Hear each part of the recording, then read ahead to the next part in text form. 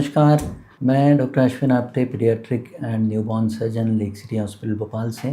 ज़्यादातर बच्चों में जब भी कभी हार्ड स्टूल पास होता है तो बच्चे में थोड़ा बहुत पेन होता है और पेन की वजह से बच्चे मोशन को रोकना शुरू करते हैं और इसके साथ में एक साइकिल शुरू होता है जिसकी वजह से कॉन्स्टिपेशन बढ़ता जाता है। एक बार इंजरी होती है, थोड़ा बहुत पेन होना शुरू होता है और बच्चा मोशन थोड़ा बहुत पास करता है। जैसे ही पास करने जाता है पेन होता है तो वो रोक लेता है। कभी कभी थोड़ा बहुत ब्लड भी मोशन के साथ में देखने को मिलता है।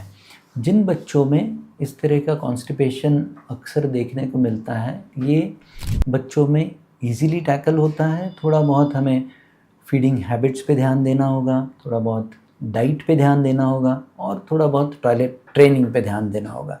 जिन बच्चों में रेगुलर हार्ड मोशंस होते हैं, उन बच्चों में समय के साथ में मोशन के दौरान 1-2 दिन का गैप होना शुरू होता है।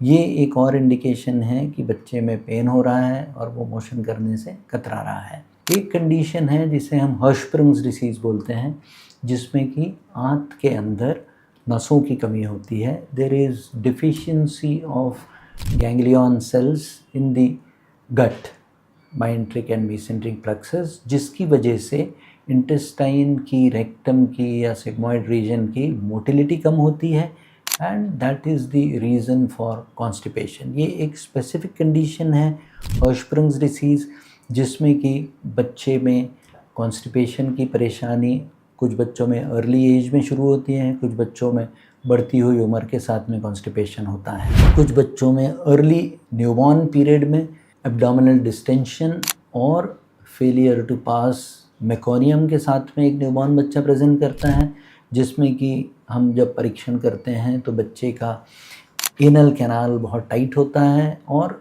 रेक्टल एग्जामिनेशन करने के बाद में बच्चा बहुत सारा मोशन पास करता है, साथ में जो पेट फूला हुआ है वो पिचक जाता है।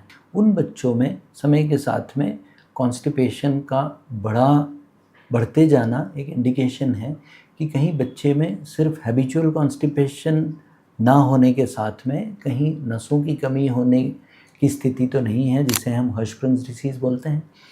इन बच्चों में प्राइमरीली हम लोग डाइटरी मॉडिफिकेशन करके मैनेज करने की कोशिश करते हैं, साथ में हैबिट फॉर्मेशन, टॉयलेट ट्रेनिंग, ये एक बहुत बड़ा कंपोनेंट है कॉन्स्टिपेशन को मैनेज करने वाला।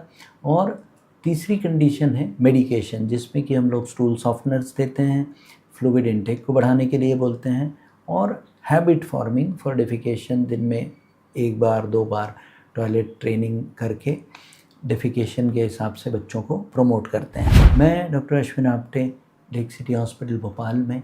अगर आपकी कॉन्स्टिपेशन की समस्या है तो कांटेक्ट करें और समय रहते इलाज करवाएं और ज़रूरत पड़ने पे ऑपरेशन की आवश्यकता पड़े तो घबराने से काम नहीं चलेगा। काउंसलिंग करें और ऑपरेशन के हिसाब से प्लान करें। नमस्कार।